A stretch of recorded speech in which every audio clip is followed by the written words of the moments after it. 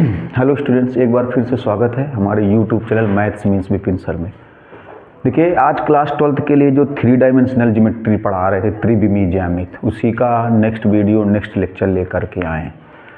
ये जो क्वेश्चन है ये बोर्ड एग्जाम में बहुत ज़्यादा पूछे जाते हैं, तो इस टॉपिक को आप बहुत गौर से समझिएगा, बहुत ढंग से देखिएगा, बहुत मन से देखिएगा। बहुत अच्छे क्वेश्चन है बोर्ड एग्जाम के लिए। चलिए बताते हैं। और देखिए, हर वीडियो में जो बात बोलते हैं वही इसमें भी, कि जिन्होंने अभी तक हमारे चैनल को सब्सक्राइब ना किया वो सब्सक्राइब कर लें, क्योंकि आने वाले समय में आपको कंपटीशन तक के वीडियोज़ मिलेंगे, कंपटीशन तक के वीडियोज़ मिलेंगे, अच्छे अच्छे वीडियोज़ मिलेंगे। तो और शेयर करिए, कमेंट्स करिए। देखिए, कमेंट्स करेंगे तो हमें भी पता चलेगा आप लोग पढ़ रहे हैं, कैसा लग रहा है, कैसा अनुभव कर रहे हैं। ठीक, थोड़ा वीडियो बनाने में, मेहनत करने में और अच्छा लगेगा। ठीक है ना। अब देखिए, ज़रा ज़्यादा बात ना करते हुए आ जाते हैं क्वेश्चन की तरफ। और सब्सक्राइब जरूर कर लें, या फिर आप पढ़ के देखिए, पूरा वीडियो पढ़िए आप। लेकिन हाँ, देखिए, हमारे लेक्चर आपको तभी समझ में आएंगे जब आप सीरियल से सारे लेक्चर पढ़ते चले आएंगे। सीरियल से मतलब पहला, दूसरा, तीसरा, चौथा, पाँचवा, इस तरीके से अगर आप सीरियल से हमारे सारे लेक्चर पढ़ते चले आएंगे तो आपको बहुत अच्छा समझ में आएगा, बहुत गजब का समझ में आएगा। ठीक, तो आप देखिए, पढ़ करके देखिए। अगर आपको लगे कि हमने आपके लिए 100% मेहनत की है तो आप तब सब्सक्राइब कर देना और कमेंट्स करिएगा। सब्सक्राइब जरूर करिएगा। देखिए ज़रा गौर से, कहा गया है किसी भी बिंदु से रेखा पर डाले गए लंब की लंबाई एवं लंब पाद के निर्देशांक। ऐसे क्वेश्चन बोर्ड एग्जाम में बहुत पूछे जाते हैं। किसी भी बिंदु से रेखा पर डाले गए लंब की लंबाई एवं लंब पाद के निर्देशांक, मतलब लंब के पैर के निर्देशांक। इस टाइप के क्वेश्चन एग्जाम में बहुत आते हैं, इसीलिए हम कहते हैं कि आप पढ़िए और आपको लगे आने वाले समय में आपको मैथमेटिक्स में कंपटीशन तक के, एडवांस मैथ के जो कंपटीशन क्वेश्चन वो सब मिलेंगे, ट्रिकी वीडियो मिलेंगे। इसलिए आप हमारे चैनल को सब्सक्राइब कर दीजिए। देखिए, कहा गया बिंदु 0,2,3 से रेखा पर डाले गए लंब की लंबाई एवं लंब पाद के निर्देशांक बताने। बस इतना ही लिख दिया क्वेश्चन में।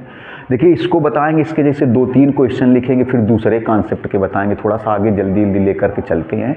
तो किसी भी बिंदु से रेखा पर अगर लंब डाला जाए तो उस लंब की लंबाई और लंब जो है वो रेखा को कहाँ पर मिलेगा। ऐसे जैसे देखिए, ये रेखा हो गई और ये लंब डाल दिया गया, ये वाला मार्कर रेखा हो गई और ये लंब डाल दिया गया। तो ये जो लंब डाला गया ये बिंदु से, तो लंब की लंबाई और ये लंब पाद का निर्देशांक, लंब का पैर। तो चलिए ज़रा कॉन्सेप्ट समझिएगा, एक क्वेश्चन से पूरी चीज़ बहुत गौर से देखिएगा। और कोई प्रॉब्लम हुआ करे तो कमेंट्स करिए, इसलिए कहते हैं आप लोग कमेंट्स करिए। देखिए, बिंदु 0,2,3 से रेखा पर डाले गए लंब की लंबाई, जैसे ये रेखा है, सपोज कर लो ये रेखा है, ये रेखा हो गई। अब ये कोई बिंदु है P, ये कोई बिंदु है P 0,2,3, ये कोई बिंदु है P। इस बिंदु P से लंब डाला गया है PN लंब डाला गया। देखिएगा गौर से, एक क्वेश्चन से पूरा इस टाइप के जितने भी क्वेश्चन एग्जाम में आए, अनसार्ड में आए, और कुछ दिन बाद हो सकता है लाइव क्लास भी मिलेगी आप लोगों को। इसलिए हमारे चैनल को बिल्कुल सब्सक्राइब रखिए ताकि आपको नोटिफिकेशन मिलता रहे। देखिए, तो बिंदु 0,2,3 है, ये 0,2,3 से इस रेखा x + 3/5। देखिए, ये रेखा मानक रूप में है, ऐसा कई चीज़ों पहले वीडियो में बताते चले आए। मानक रूप में मतलब x का गुणांक +1, y का गुणांक +1, z का गुणांक +1। तो इस बिंदु से इस रेखा पर लंब डाला गया। ऐसे सवाल बहुत पूछे जाते हैं और बहुत मोस्टली बच्चे नहीं कर पाते, इसलिए गौर से, बहुत टफ नहीं है। लेकिन हमने बताया आप हमारे ये क्वेश्चन या ये वीडियो तभी आप समझ पाएंगे जब हमारे पिछले लेक्चर आप सीरियल से देखते चले आएंगे। जो डायरेक्ट बच्चे यही वीडियो देख रहे हैं, मैं उनसे कहूँगा कि आप पहले पिछले सीरियल से देखते चले आइए, आपको 100% क्लियर हो जाएगा। जब क्लियर हो जाए तो आपको लगे कि नहीं मेहनत की, तो सब्सक्राइब जरूर करिएगा। अब देखिए, तो इस बिंदु से इस रेखा पर लंब डाला गया है। कौन सा लंब है? PN। तो लंब पाद के निर्देशांक बताने। देखिए, ये लंब डाला गया है, लंब, तो कह सकते हैं PN और AB लंब है। देखिए, तो जो लंब डाला गया तो कहा गया लंब पाद के निर्देशांक। लंब पाद का मतलब लंब के पैर के निर्देशांक। तो बिंदु 0,2,3 से इस रेखा पर लंब डाला गया, तो लंब का पैर कौन है? N। तो N के निर्देशांक बताने और लंब की लंबाई बतानी PN। तो पहले ओरल सुनिए, अगर हम लोग ये N के निर्देशांक निकाल लें, किसके निर्देशांक निकाल लें? N के। गौर से देखिएगा, क्योंकि हर एक कॉन्सेप्ट के एक एक क्वेश्चन बताएंगे, 2-3 नोट करेंगे, उनके आंसर लिखेंगे, लगाना है, अगले कॉन्सेप्ट पे बढ़ जाएंगे। जल्दी से थोड़ा चलते हैं। तो हमें लंब पाद के निर्देशांक बताने, मतलब N के निर्देशांक बताने। अगर हमें n का निर्देशांक पता चल जाएगा तो हम लोग P से n तक की दूरी निकाल लें। P से n तक की क्या निकाल लेंगे? दूरी। P से n तक की दूरी मतलब दो बिंदुओं के बीच की दूरी। P से n तक की दूरी मतलब दो बिंदुओं के बीच की दूरी। P से n तक की दूरी मतलब दो बिंदुओं के बीच की दूरी। और जब P से n तक की दूरी निकाल लेंगे तो यही तो होगी लंब की लंबाई। तो हम लोग अभी यहाँ पर कैलकुलेशन इसलिए करें, कोशिश ये करें कि इस प्रकार से कैलकुलेशन करें कि यहाँ n के निर्देशांक निकल आएँ। किसके निर्देशांक निकल आए? n के, क्योंकि जो n के निर्देशांक होंगे वही लंब पाद के निर्देशांक होंगे। लंब डाला कहाँ से गया है? P से, और लंब का पाद मतलब लंब का पैर, लंब का आधार। तो लंब Pn है तो लंब पाद कौन है? n है। लंब का आधार कौन है? n। तो n के निर्देशांक निकालने, और जब n के निर्देशांक पता चल जाएंगे तो P से n तक की दूरी निकाल लेंगे। P से n तक की दूरी मतलब दो बिंदुओं के बीच की दूरी, और जब दो बिंदुओं के बीच की दूरी पता चल जाएगी, P से n तक की दूरी पता चल जाएगी तो यही हो जाएगी लंब की लंबाई, यही हो जाएगी लंब की लंबाई। चलिए n निकालते हैं। तो n कहाँ पर स्थित है? देखिए रेखा AB पर। और किसी भी रेखा पर बिंदु कैसे निकालते हैं हमने आपको बहुत पहले बताया था, और हर वीडियो में इसके क्वेश्चन मिलते हैं, हर लेक्चर में इसके क्वेश्चन मिलते हैं, तो बताते हैं। तो पहले n के निर्देशांक निकाल लें। तो n कहाँ पर स्थित है? रेखा AB पर। तो रेखा AB पर बिंदु कैसे निकाल लेंगे? देखिए किसी भी रेखा पर बिंदु निकालने का तरीका हर वीडियो में एक आध क्वेश्चन बताते चले आ रहे हैं। तो रेखा पर देखिए बिंदु निकाल लिया जाए। तो किसी भी रेखा पर बिंदु निकालने के लिए रेखा को किसके बराबर मान लेते हैं? लैम्डा के बराबर। देखिए समझिएगा बहुत गौर से, बहुत मन से समझिएगा, बहुत अच्छा क्वेश्चन है। ऐसे क्वेश्चन एग्जाम में 100% पूछे जाते हैं। हो सकता है सदिश रूप में आ जाएं, तो जब सदिश रूप में आ जाएंगे आपको कॉन्सेप्ट किसका पता है? कार्तीय रूप का। तो आप पहले क्या करोगे? जो सदिश रेखा होगी उसको कार्तीय रेखा में आप चेंज कर लेंगे। सदिश रेखा को आप कार्तीय रेखा में चेंज कर लेंगे। सदिश रेखा को आप कार्तीय रेखा में चेंज कर लेंगे, तब इसी टाइप का क्वेश्चन बन जाएगा। तो देखिएगा थोड़ा सा गौर से, लंब पाद के निर्देशांक, लंब के आधार के निर्देशांक, n के निर्देशांक। n के निर्देशांक बताने मतलब ये वाला बिंदु बताना है, ये वाला बिंदु, ये वाला बिंदु बताना है। तो ये n है कहाँ? रेखा AB पर है। और किसी रेखा पर हम लोग बिंदु कैसे निकालते हैं आपको कॉन्सेप्ट भी बताया था, इसलिए कहते हैं आप हमारे लेक्चर जब सीरियल से देखेंगे तभी आपको समझ में आएगा। तो किसी रेखा AB पर बिंदु निकालना है तो इसको लैम्डा के बराबर मान लिया गया। अब देखिएगा जरा, बिंदु निकाला जाए। अब इसको पहले इसको हल करेंगे। तो x + 3 बराबर हो जाएगा 5 लैम्डा। x बराबर 5 लैम्डा माइनस 3। इसको हल किया जाए। y - 1/2 equal to lambda. y - 1 equal to 2 lambda, y equal to 2 lambda + 1। इसको हल करेंगे। z + 3/4 equal to lambda. तो z + 3 equal to 4 lambda, z equal to 4 lambda minus 3। तो रेखा पर देखिए बिंदु क्या निकलेगा? 5 लैम्डा माइनस 3, और क्या निकलेगा? 2 लैम्डा + 1, 4 लैम्डा माइनस 3। ये बिंदु निकल आया रेखा पर। अब देखिए ये पूरी रेखा पर कहीं भी दर्शाया जा सकता है, हमने आपको बताया था, लेकिन हमें जहाँ पर ज़रूरत होगी हम लोग वहाँ पर दर्शाएंगे। ये बिंदु रेखा AB पर कहीं भी लिया जा सकता है, कहीं भी दर्शाया जा सकता है। तो हमने आपको ये भी बताया था कि एक बिंदु क्या सब जगह ले सकते हैं? हाँ ले सकते हैं। तो आपसे अगर कोई पूछ ले एक बिंदु सब जगह कैसे स्थित होगा, तो आप बताओगे ये जो बिंदु है रेखा AB पर कहीं भी स्थित होगा, लेकिन हर जगह लैम्डा का मान बदलेगा। यहाँ स्थित होगा तो लैम्डा का मान कुछ अलग होगा, यहाँ होगा तो लैम्डा का मान कुछ अलग होगा, यहाँ होगा तो लैम्डा का मान कुछ अलग होगा, यहाँ लैम्डा का मान अलग, यहाँ लैम्डा का मान अलग। तो ये बिंदु कहाँ से निकला है? रेखा AB से निकला है। तो रेखा AB में इसको हम लोग कहीं भी दर्शा सकते हैं, लेकिन इसको हम लोग उस जगह दर्शाएंगे जहाँ पर हमें ज़रूरत है। रेखा AB पर हम लोग कहीं भी दर्शा सकते हैं, लेकिन रेखा AB में हम इसे उस जगह दर्शाएंगे जहाँ पर हमें ज़रूरत है। और ज़रूरत हमें कहाँ पर है? n पर। तो इसको हम लोग n की जगह दर्शा दें। 5 lambda minus 3, 2 lambda + 1, 4 lambda minus 3। अब देखिए, अगर किसी भी तरीके से लेम्डा का मान निकाला है, मेरी बात को समझिएगा बहुत गौर से। ये तो हमने रेखा ए बी पर एक बिंदु निकाल लिया, और किसी भी रेखा पर बिंदु कैसे निकालते हैं हमने आपको एक पूरा कॉन्सेप्ट समझाया था, और हर वीडियो में इसके एक आध क्वेश्चन मिल जाते हैं कि किसी भी रेखा पर बिंदु कैसे लेते हैं। किसी भी रेखा पर बिंदु लेने के लिए लेम्डा या के बराबर मान लिया, एक्स वाई जेड का मान निकल आया, तो ये रेखा पर बिंदु निकल आया। अब ये बिंदु रेखा पर कहाँ दर्शाएंगे? जहाँ पर हमें ज़रूरत होगी, हर जगह नहीं दर्शाएंगे। ये बिंदु रेखा में उसी जगह दर्शाएंगे जहाँ पर हमें ज़रूरत होगी। हमें ज़रूरत कहाँ पर है? एन पर, तो हमने किसकी जगह दर्शा दिया? एन की जगह दर्शा दिया।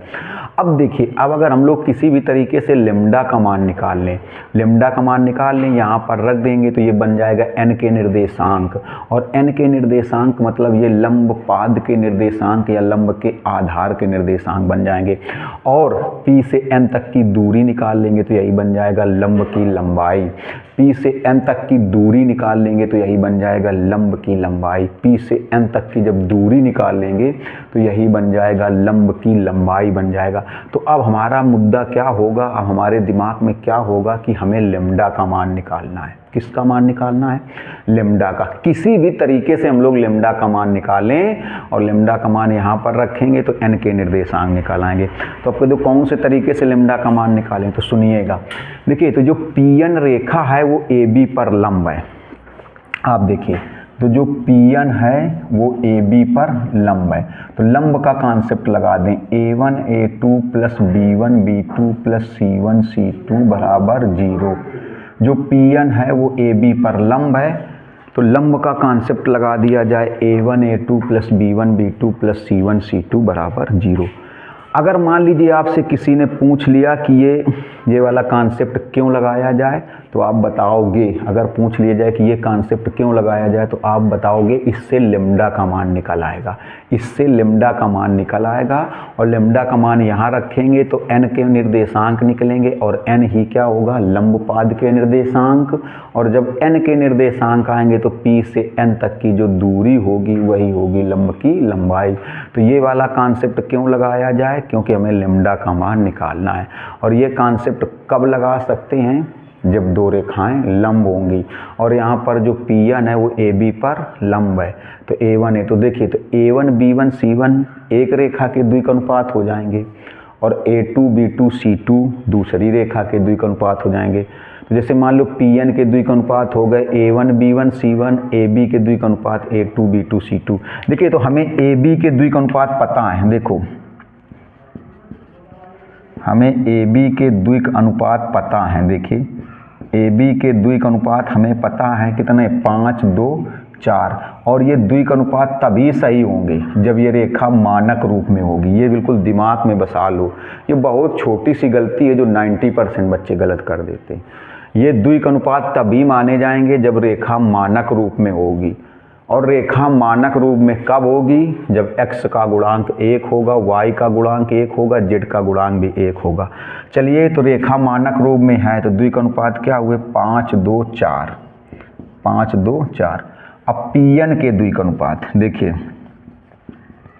पी एन के द्विक अनुपात, मान लीजिए आपसे कोई क्वेश्चन कर दे कि द्विक अनुपात क्यों निकाले जा रहे, तो आप बताओगे ये कॉन्सेप्ट लगाने के लिए। अगर कोई पूछ ले कॉन्सेप्ट क्यों लगाना है, तो आप बताओगे इस कॉन्सेप्ट से लेम्डा का मान आएगा, और लेम्डा का मान यहाँ रखेंगे तो एन का मान आएगा, एन आएगा। एन मतलब लंब पाद आएगा, लंब पाद के निर्देशांक आएंगे।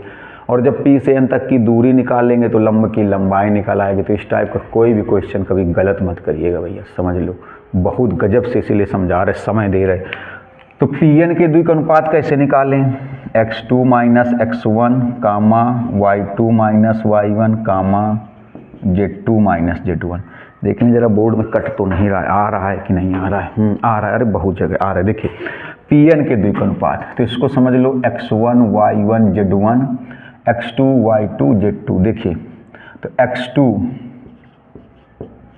Minus x1 0, y2 minus y1, y2 कौन है? 2 lambda plus 1, y2 minus y1, z2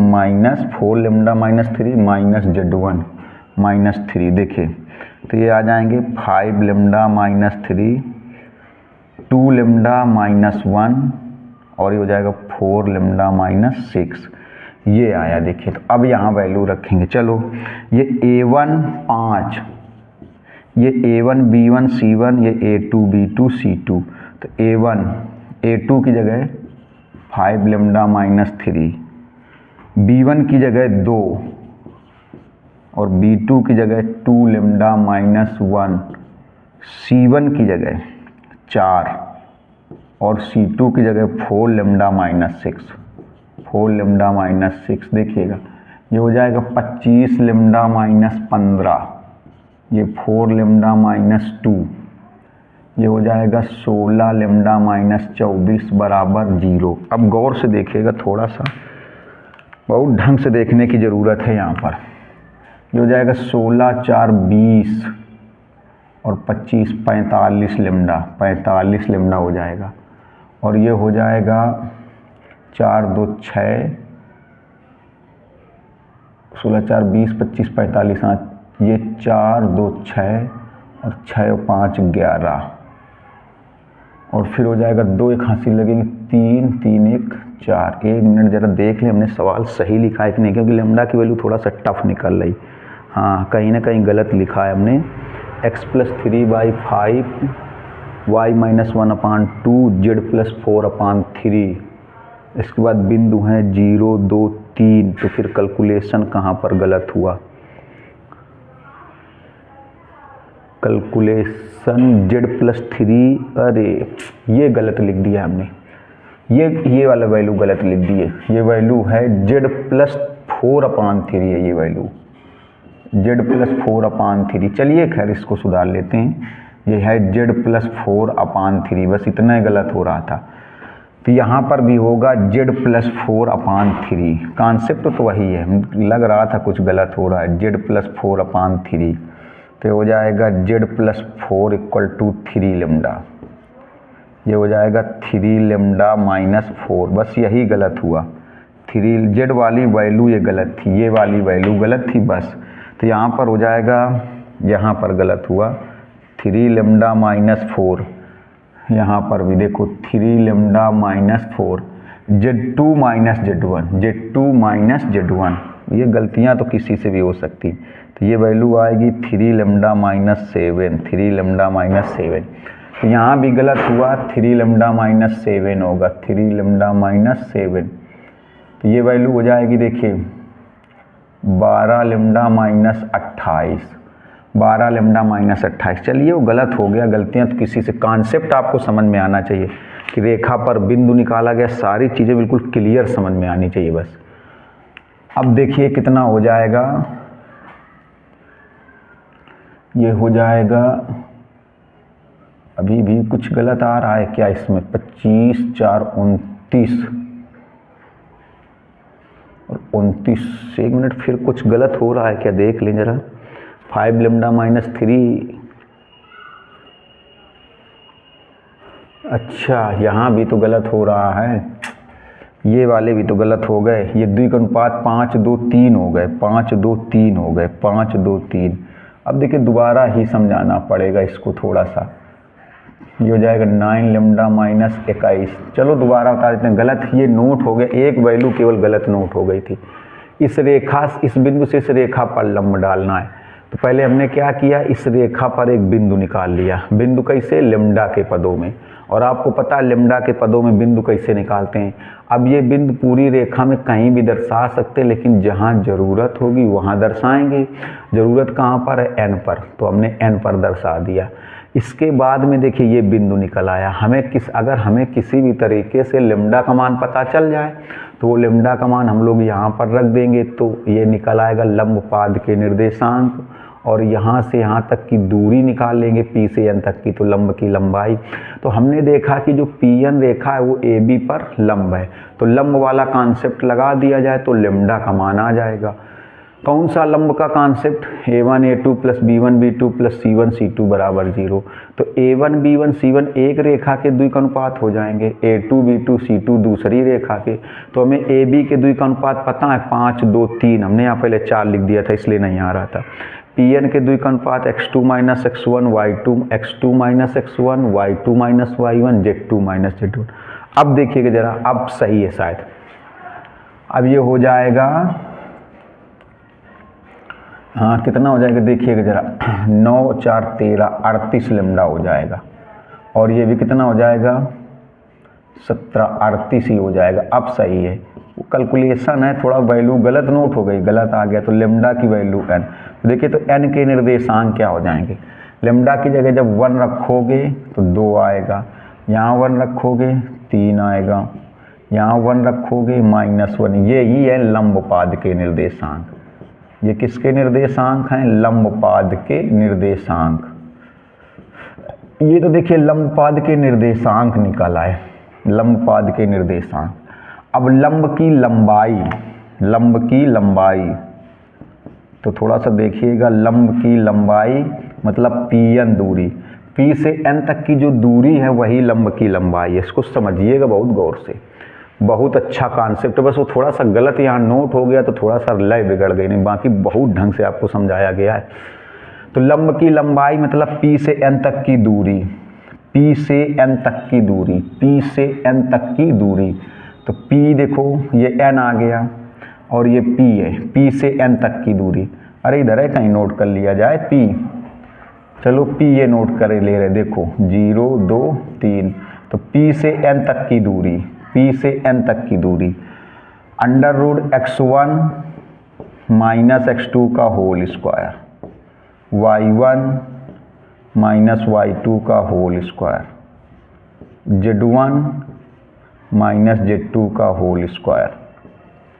ये हो जाएगा देखिए 4 -1 का स्क्वायर प्लस 1, ये हो जाएगा 16।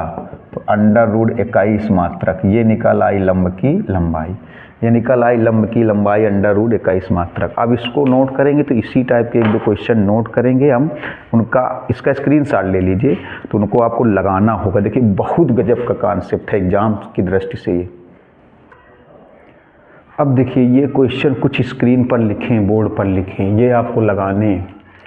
अगर कोई ना आए तो इनमें कमेंट्स कर देना कि कौन सा नहीं आया, पहला दूसरा तीसरा चौथा पांचवा। कमेंट्स करेंगे तो बताया जाएगा। वैसे सारे इसी कॉन्सेप्ट के कुछ बता दें।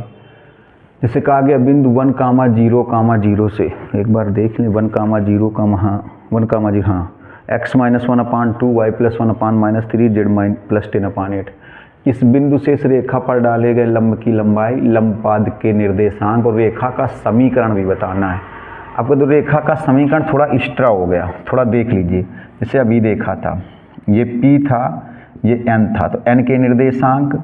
अब इस रेखा का अगर समीकरण भी पूछ लिया जाए, इसी लंब का रेखा का समीकरण।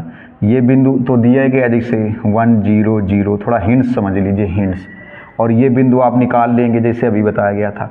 तो रेखा का समीकरण इस सूत्र से लगाना, x - x1 x2 - x1 y - y1 y2 - y1 z2 - z1 अपान z2 - z1। क्योंकि देखिए P वाला बिंदु और N वाला बिंदु मिला करके फिर रेखा का समीकरण लगाएंगे। तो कैसे लगाएंगे, 2 बिंदुओं से जाने वाली रेखा का समीकरण, 2 बिंदुओं से। जैसे ये 1 0 0 है, N तो आप निकाल ही लेंगे जैसे भी आपको बताया गया था। तो N क्या हो जाएगा, ये हो जाएगा लंबपाद का निर्देशांक, लंब के आधार का निर्देशांक। P से N तक की दूरी निकाल लेंगे, 2√6 लंबपाद का ये निर्देशांक। फिर Pn का समीकरण, तो ये सूत्र लगा देंगे। इसमें कहा गया 2 3 4 से रेखा पर डाले गए लंब की लंबाई, लंबपाद के निर्देशांक। ये लंबपाद के निर्देशांक, लंब की, इसको थोड़ा सॉल्व करिएगा, इसको मानक रूप में बदलोगे। देखिए मानक रूप में अगर नहीं बदला तो गलत हो जाएगा। मानक रूप में नहीं बदला क्योंकि 90% बच्चे गलतियां करते हैं, क्योंकि वो छोटी छोटी चीज़ें गौर नहीं करते। जैसे मानक रूप में नहीं है, देखिए ये है 4 - x/6 है ये। इसको मानक रूप में कैसे बदलोगे, ये है y/6, देखिएगा 1 - z/3। मानक रूप का मतलब हो गया x का गुणांक +1, y का गुणांक भी +1 और z का गुणांक भी +1। तो ये मानक रूप में कैसे बदलोगे, देखो x का गुणांक +1 बनाने के लिए माइनस चिन्ह कॉमन कर लोगे, माइनस चिन्ह कॉमन कर लोगे। जेड का गुणांक 1 बनाने के लिए माइनस कॉमन कर लोगे, इसमें भी तो जेड -1/3 मानक रूप में बदलना है। जब तक अगर बिना मानक रूप में बदले लगा लिया तो आपको तो लगेगा सही है, लेकिन गलत हो जाएगा। और हम इसीलिए हमने बताया हम केवल आपको वीडियो इसलिए बनाने आए आपके लिए कि हम आपको 100% सिखा सकें।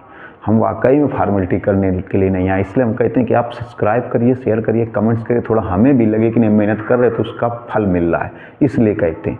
और कोशिश करते हैं कि 100% आपको सिखाया जाए। आने वाले समय में लाइव क्लास भी चलेगी और पर्टिकुलर कोई बुक के क्वेश्चन लेकर के बताएंगे आपको। देखिएगा ज़रा, तो इसको क्या करना है, मानक रूप में बदलना है। तो मानक रूप में बदलने के लिए क्या किया गया, इसको प्लस बनाना है। तो माइनस चिन्ह कॉमन, ये प्लस आई है, इसमें को भी प्लस बनाना है। मानक रूप बता चुके हैं, तो ये हो जाएगा देखो x -4, ये हो जाएगा -6, y/6, ये हो जाएगा z-1/-3 हो जाएगा। 1 मिनट देख लें, बोर्ड में आ रहा है क्योंकि हाँ आ रहा भी, देखिए तो ये हो गया मानक रूप। ये देखिए मानक रूप हो गया, तो इसको ऐसे बदल लेना। फिर का आगे आया इस बिंदु की इस रेखा से दूरी, दूरी मतलब वही लंब की लंबाई। इस बिंदु से इस रेखा की दूरी मतलब लंब की लंबाई ये बतानी, और ये मानक रूप में है भी। तो ये 3 तो हो गए। देखिएगा जरा चौथे में क्या करना है, थोड़ा देखिएगा, चौथे को थोड़ा समझ लीजिए। ये क्वेश्चन एनसीईआरटी एग्जाम्पलर है, ये भी ये एनसीईआरटी एग्जाम्पलर है, ये भी एनसीईआरटी एग्जाम्पलर है। जो क्वेश्चन नंबर 3 है ये एनसीईआरटी एग्जाम्पलर का है, जो क्वेश्चन नंबर 4 है एनसीईआरटी एग्जाम्पलर का है। हमने आपको बता भी रखा है कि हमारे वीडियो में आपको एनसीईआरटी के सारे क्वेश्चन मिलेंगे और एनसीईआरटी एग्जाम्पलर मिलेंगे और अन्य बुकों के अच्छे क्वेश्चन, इंपॉर्टेंट क्वेश्चन। इसलिए तो हम क्वेश्चन लिखते हैं, कुछ दिन बाद हम आपको बुक्स से भी पढ़ाएंगे। एक पर्टिकुलर बुक अच्छी सेलेक्ट करेंगे, उसी से चलेंगे और उस लाइव क्लास भी चलेगी। तो चैनल को सब्सक्राइब करिए, नोटिफिकेशन मिलता रहे। तो ये दोनों एनसीईआरटी एग्जाम्पलर हैं, और एनसीईआरटी एग्जाम्पलर जो क्वेश्चन होते हैं वो अपने आप में ही बहुत ज़बरदस्त, बहुत अच्छे क्वेश्चन होते हैं। अब देखिएगा, इसमें बोला गया बिंदु ए से बिंदु बी तथा सी को मिलाने वाली रेखा पर डाले गए लंबपाद के निर्देशांक। देखिए थोड़ा सा हिंट्स बता दें ऐसे चौथे में, बिंदु ए से बी तथा सी को मिलाने वाली रेखा, ये बी तथा सी को मिलाने वाली रेखा पर कहाँ से लंब डालना है, ए से लंब डालना है। ए मतलब समझना, ये 184 कहा गया बिंदु ए 184 से बिंदु बी तथा सी को मिलाने वाली रेखा। बी देखो क्या ये है 0 -1 3, और सी क्या है, सी है 2 -3 -1। तो कहा गया बिंदु ए से बी तथा सी को मिलाने वाली रेखा पर डाले गए लंबपाद के निर्देशांक, यही ये n के निर्देशांक। इस बार लंब की लंबाई नहीं पूछी गई, केवल n के निर्देशांक ही पूछे गए। अगर लंब की लंबाई भी पूछी जाती तो क्या करते, तो a से n तक की दूरी। तो है सवाल वही। अब कहते इस रेखा BC का समीकरण नहीं पता, तो पहले BC का समीकरण निकालना पड़ेगा। देखो BC का समीकरण कैसे निकालोगे, B और C 2 बिंदु हैं, तो 2 बिंदुओं से जाने वाली रेखा का समीकरण। क्योंकि सवाल में बोला गया बिंदु A से B तथा C को मिलाने वाली रेखा पर डाले गए लंब की लंबाई। तो लंब कहाँ से, लंब की लंबाई नहीं, लंबपाद के निर्देशांक। -5/3 2/3 19/3 आंसर आ रहा है। तो लंब कहाँ से डाला गया है, ए से डाला गया है 184 से, और किस पर डाला गया है, बी तथा सी को मिलाने वाली रेखा पर डाला गया है, बी तथा सी को। तो पहले बी तथा सी को मिलाने वाली रेखा का समीकरण निकाल लें। बी तथा सी को मिलाने वाली रेखा का समीकरण मतलब बी सी का समीकरण, ये सूत्र लगा के, क्योंकि ये 2 बिंदु हैं, y - y1 y2 - y1 z - z1/z2 - z1। देखिए ज़रा, तो x - x1 कितना हुआ 0, x2 - x1 0, y - y1 -1 है तो यहाँ +1 हो जाएगा, y2 - y1 y2 - y1 तो +1 हो जाएगा, z - z1 3,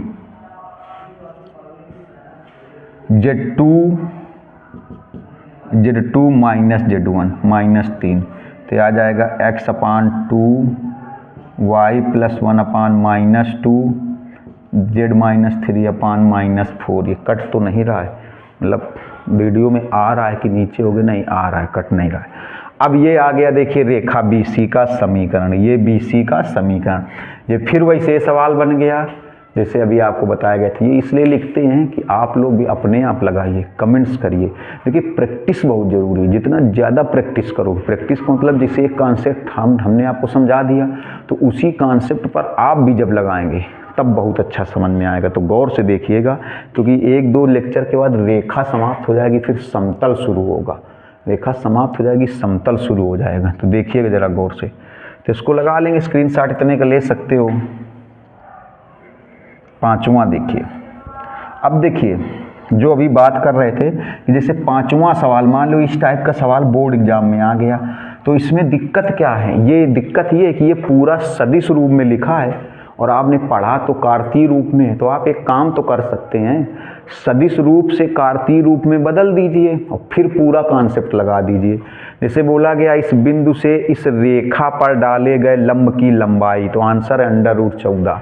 तो अब ये पूरा सदिश रूप में लिखा है और जो आपने कॉन्सेप्ट पढ़ा है वो किसका पढ़ा है? कार्तीय रूप का। तो बस प्रॉब्लम यही है कि आपने पढ़ा कार्तीय रूप में है, सदिश रूप में। तो ऐसा कोई भी सवाल अगर बोर्ड एग्जाम में आता है, आपको सूत्र मान लो कार्तीय रूप का तैयार है, सवाल सदिश रूप में है, तो सदिश से पहले कार्तीय में बदल दीजिए, पूरा हल करिए, लास्ट में जब आंसर आ जाए तो फिर सदिश रूप में बदल के लिख दो, फिर सदिश रूप में बदल के लिख दो।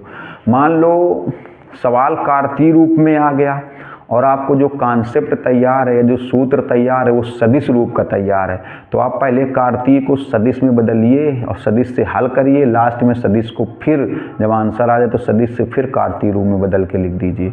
तो अब देखिए ज़रा, यहाँ पर खैर लंब की लंबाई है, इसमें बदलना ही नहीं पड़ेगा लास्ट में। तो बिंदु जो है, तो बिंदु देखो ऐसे कर लो, ये बिंदु हो जाएगा 2, -1, 5, 2, -1, 2, -1, 5 बिंदु हो गया।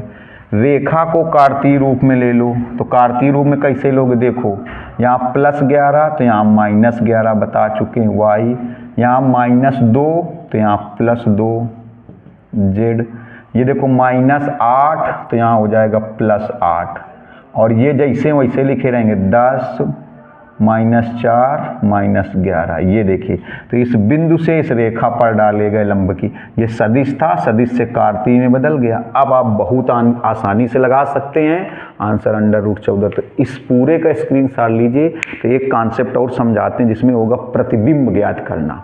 प्रतिबिंब वाले सवाल भी बहुत पूछे जाते हैं और बच्चे लगा नहीं पाते। आप आंसर हल करिए, देखिए उसमें होंगे प्रतिबिंब वाले सवाल। तो इसका स्क्रीनशॉट लीजिए, तब आपको हम प्रतिबिंब वाले सवाल बताते हैं, कॉन्सेप्ट बताते हैं थोड़ा सा। अब देखिए, किसी भी बिंदु का रेखा के सापेक्ष प्रतिबिंब, ये 3 लिखा है, 3। किसी भी बिंदु का रेखा के सापेक्ष प्रतिबिंब, ऐसे भी सवाल एग्जाम में पूछे जाते हैं। और जब एग्जाम में आ जाते हैं इस टाइप क्वेश्चन, क्योंकि हमने आपको बताया कि हम आपको फॉर्मेलिटी के लिए नहीं पढ़ा रहे, फॉर्मेलिटी के लिए नहीं, हम चाहते हैं कि आप पूरे कॉन्सेप्ट सीख जाएं, इसलिए पढ़ा रहे। इसलिए कहते हैं कि आपको लग रहा हो मेहनत कर रहे तो सब्सक्राइब करिए, शेयर करिए, कमेंट्स करिए, देर मत करिए, पहले सब्सक्राइब शेयर कमेंट्स तुरंत करिए। आप पढ़िए, आपको लगेगा कि नहीं हम आपके लिए वाकई मेहनत कर रहे हैं, फॉर्मेलिटी के लिए नहीं बना रहे वीडियो, सारी चीज़ें सिखाने के लिए। तो जब इस टाइप के क्वेश्चन बोर्ड एग्जाम में आते हैं तो बच्चे थोड़ा सा सॉल्व नहीं कर पाते, क्योंकि पढ़ा नहीं होता है। इसीलिए देखिए थोड़ा सा, तो बोला गया है कि बिंदु 1, 6, 3 का रेखा में प्रतिबिंब ज्ञात करो। तो कैसे निकालेंगे? देखिए, रेखा में प्रतिबिंब मतलब रेखा दर्पण के बाद व्यवहार करेगी, दर्पण के बाद।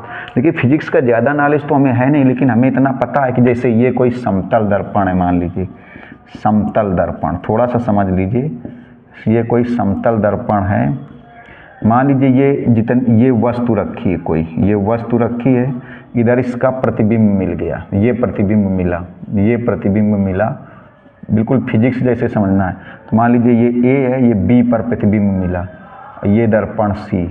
तो जितनी दूरी पर आपने पढ़ा होगा, ये अगर ये x दूरी है तो ये भी कितनी दूरी होगी? x दूरी होगी। मतलब समतल दर्पण में दर्पण से जितनी दूरी पर वस्तु होगी उतनी ही दूरी पर प्रतिबिंब मिलेगा। तो इसका मतलब कह सकते हैं कि C क्या हो जाएगा? मध्य बिंदु हो जाएगा किसका? AB का। ऐसे कॉन्सेप्ट समझिए, तभी आपको सवाल समझ में आएगा। मतलब दर्पण में जितनी दूरी पर वस्तु रखी होती है उतनी ही दूरी पर प्रतिबिंब मिलता है दूसरी दिशा में। ऐसा आपने फिजिक्स में पढ़ा होगा, समतल दर्पण में दर्पण से जितनी दूर वस्तु होगी उतनी ही दूरी पर प्रतिबिंब मिलेगा, अपोजिट साइड पर मिलेगा, दूसरी साइड पर मिलेगा। तो इसका मतलब ये सी क्या हो जाएगा बताइए, ये मध्य बिंदु हो जाएगा किसका, ए बी का। तो थोड़ा सा समझिएगा ज़रा, देखिए जैसे ये 1 6 3 है, मान लीजिए ये बिंदु है P, 1 6 3, ये है रेखा। अब ये रेखा बिल्कुल प्रतिबिंब की भांति व्यवहार करेगी, ये रेखा है, अरे सॉरी दर्पण की बात व्यवहार करेगी, दर्पण की भांति व्यवहार करेगी, ये दर्पण, यही रेखा जो है ये दर्पण की भांति व्यवहार करेगी। इस टाइप के सवाल अनसॉल्व में होंगे और बच्चे सॉल्व नहीं कर पाते, इसलिए गौर से देखिएगा। देखिए रेखा, ये मान लो रेखा ए बी है, इसका समीकरण है x/1, सरल बहुत है लेकिन ये y-1/2 z-2/3। अब इसका प्रतिबिंब बताना है बिंदु P का रेखा में, तो देखिए ये Pn, थोड़ा सा इधर लिख देते हैं, x/1 y-1/2 z-2/3, इस बिंदु P का रेखा में प्रतिबिंब बताना है। तो अभी हमने क्या बताया था कि दर्पण में जितनी दूरी पर वस्तु रखी होगी उसकी दूसरी साइड उतनी ही दूरी पर प्रतिबिंब बनता है, जितनी दूरी पर वस्तु रखी होगी दूसरी साइड उतनी ही दूरी पर प्रतिबिंब बनता है। दर्पण में जितनी दूरी पर वस्तु होगी उतनी ही दूरी पर प्रतिबिंब बनता है। तो अब देखिए ये P है, इसका प्रतिबिंब ये बना, मान लो Q पर बना, ये बिंदु N ही मान लो N, यहाँ पर प्रतिबिंब बनेगा, ये प्रतिबिंब निकालना है आपको। चलिए मान लीजिए कि प्रतिबिंब के निर्देशांक P, Q, R हैं, तो यही P, Q, R ही निकालना है। अब देखिए दर्पण से जितनी दूरी पर ये वस्तु है, इसको वस्तु समझा जाएगा, इसको क्या समझा जाएगा, वस्तु ही समझा जाएगा। बहुत कायदे से हम 100% प्रयास कर रहे हैं आपको समझाने का, ऐसे क्वेश्चन आते हैं, गौर से देखिएगा। तो दर्पण से जितनी दूरी पर वस्तु है उतनी ही दूरी पर प्रतिबिंब है। तो देखा जाए, जैसे अभी हमने बताया दर्पण से जितनी दूरी पर वस्तु उतनी ही दूरी पर प्रतिबिंब, तो इसका मतलब सी क्या हो गया, मध्य बिंदु हो गया। किसका मध्य बिंदु हो गया, ए बी का। ये जो सी है ये ए बी का मध्य बिंदु हो गया। तो रेखा जो है ये दर्पण की भांति व्यवहार करेगी, ये रेखा। तो ये रेखा से वस्तु की, मतलब दर्पण से वस्तु की दूरी और दर्पण से प्रतिबिंब की दूरी बराबर होगी। चलिए हमने मान लिया कि प्रतिबिंब के जो निर्देशांक हैं वो निर्देशांक हैं P, Q, R। प्रतिबिंब के निर्देशांक हमने मान लिए P, Q, R। अब हमें इस P, Q, R की ही वैल्यू बतानी है। तो जितनी दूरी ये होगी, दर्पण से वस्तु तक की दूरी और दर्पण से प्रतिबिंब तक की दूरी सदैव बराबर रहती है। तो इसका मतलब Pn दूरी और Qn दूरी बराबर होगी, तो n क्या हो जाएगा, PQ का मध्य बिंदु। Pn और Qn जब बराबर होंगे तो n हो जाएगा PQ का मध्य बिंदु। देखिए आप हमेशा ध्यान रखिएगा यहाँ पर कि Pn किसके बराबर होगा, NQ के। मतलब कह सकते हैं अर्थात जो n है वो PQ का मध्य बिंदु है, बस लग जाएगा तुरंत, यहीं से लग जाएगा, n जो है वो PQ का मध्य बिंदु है। देखिएगा तो कैसे लगेगा, गौर से देखिएगा। पहले n के निर्देशांक निकाल लें। तो जैसे अभी लंब वाला लगा रहे थे, लंब पाद वाला लगा रहे थे, बिल्कुल वैसे ही लगेगा, कोई चेंजमेंट ही नहीं होगा, थोड़ा सा बढ़ जाएगा। तो n के निर्देशांक निकाल लें। तो n कहाँ पर है, रेखा पर। तो कैसे निकालोगे निर्देशांक, देखो रेखा पर ये n के निर्देशांक तो वैसे ही निकालोगे जैसे इसके पहले लंब पाद वाले को लगा रहे थे। n के निर्देशांक निकाले जाए, n के। तो कैसे n के निर्देशांक, n इसी रेखा पर है, तो देखो x y-1/2 z-2/3, इसको लेमडा के बराबर मान लो। इसको हल कर दो तो x/1 बराबर लेमडा, तो x बराबर लेमडा, y-1/2 बराबर लेमडा, तो इसको हल करने से y बराबर 2 लेमडा प्लस 1। गौर से समझिएगा, बहुत ढंग से देखना। z-2/3 बराबर लेमडा, तो आ जाएगा z बराबर 3 लेमडा प्लस 2। तो देखिए n के निर्देशांक, ये बिंदु क्या निकलेंगे, lambda 2 lambda plus 1, 3 lambda plus 2, ये निकले निर्देशांक। ये किसके निर्देशांक, ये रेखा पर कहीं भी ले सकते हैं, ये रेखा की सहायता से निकले। देखिए लेमडा 2 लेमडा 3 लेमडा प्लस 2, ये रेखा ए बी पर कहीं भी लिया जा सकता है। तो रेखा ए बी पर जहाँ कहीं भी ले सकते हैं। तो अगर कोई पूछ ले क्या एक बिंदु सभी जगह होगा, तो आप बताओगे ये सभी जगह होगा, लेकिन हर जगह इसका लेमडा का मान अलग अलग आएगा, तो बिंदु भी अलग अलग आएगा। तो ये रेखा ए बी पर कहीं भी ले सकते हो, लेकिन जहाँ पर ज़रूरत हो वहाँ लो। तो ज़रूरत हमें कहाँ पर है, देखिए एन की जगह। तो ये निकला lambda 2 lambda plus 1, 3 lambda plus 2। अब हम लोग n के निर्देशांक, अब वही चीज़ जैसे अभी आपको बता रहे थे, अगर किसी भी तरीके से लेमडा का मान पता चल जाए, किसी भी तरीके से इस लेमडा का मान पता चल जाए, तो यहाँ पर रख देंगे तो n के निर्देशांक। और जब n के निर्देशांक निकलेंगे तभी PQR निकलेगा। PQR मतलब प्रतिबिंब के निर्देशांक। जब ये n के निर्देशांक निकल आएंगे तो यही, क्योंकि n PQ का मध्य बिंदु है, जब तक ये n नहीं निकलेगा तब तक ये Q नहीं निकलेंगे। Q मतलब प्रतिबिंब के निर्देशांक, Q मतलब प्रतिबिंब के निर्देशांक निकालना है। तो देखिए पहले लेमडा का मान कैसे निकालोगे, तो जैसे अभी बताया था कि ये जो Pn है वो AB पर लंब है। देखिए जो Pn है वो AB पर लंब है, तो क्या करेंगे, A1 A2 plus B1 B2 plus C1 C2 बराबर 0। अगर मान ले आपसे कोई पूछ ले हरछट क्यों बनाई जा रही, हरछट का मतलब ये कैलकुलेशन क्यों किया जा रहा है, ये हरछट क्यों बनाई जा रही, मतलब ये कैलकुलेशन क्यों किया जा रहा है, ये सब कैलकुलेशन क्यों किया जा रहा है। तो आप बताओगे ये कैलकुलेशन सिर्फ इसलिए किया जा रहा है ताकि लेमडा का मान निकल आए। ये वाला कैलकुलेशन सिर्फ इसलिए किया जा रहा है कि लेमडा का मान निकल आए, और लेमडा का मान निकलेगा तभी PQR का मान निकलेगा। तो देखिए इसमें से AB के द्विक अनुपात, A1 B1 C1 एक रेखा के द्विक अनुपात, A2 B2 C2 दूसरी रेखा के द्विक अनुपात। तो देखो AB के द्विक अनुपात, AB के द्विक अनुपात देखिए, पहले देखो ये रेखा मानक रूप में है कि नहीं। जब मानक रूप में होगी तभी सही द्विक अनुपात निकलेंगे।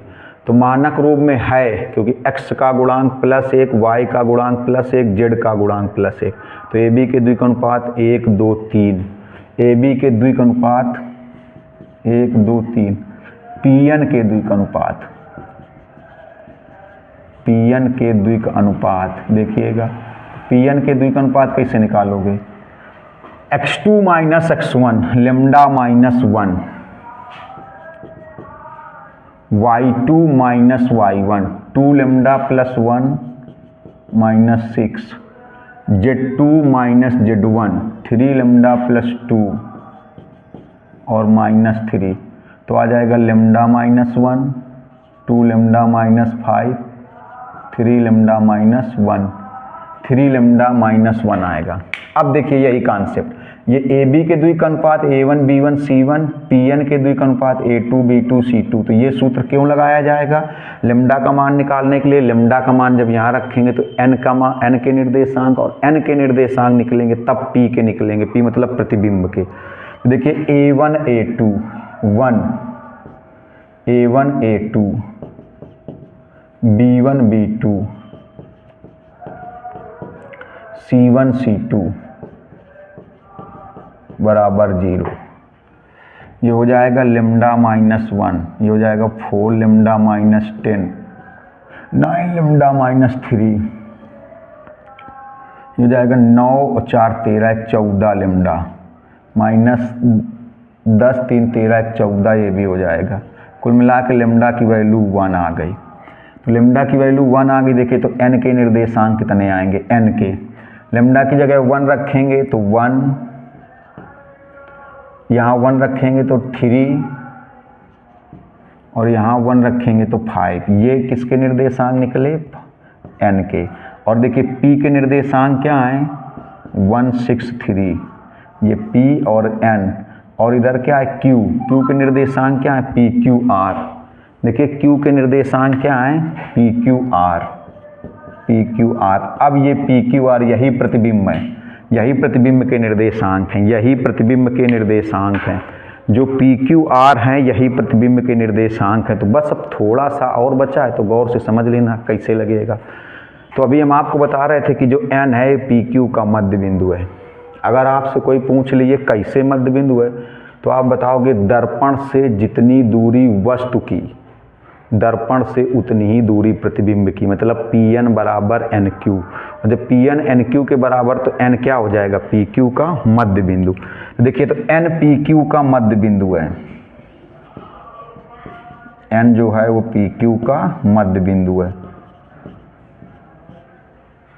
मध्य बिंदु का सूत्र लगा दीजिए, x बराबर, x मतलब 1 बराबर, x बराबर x1 और प्लस x2 और बटे 2, x बराबर x1 प्लस x2 बटे 2, तो 2 बराबर 1 प्लस p बराबर आया 1।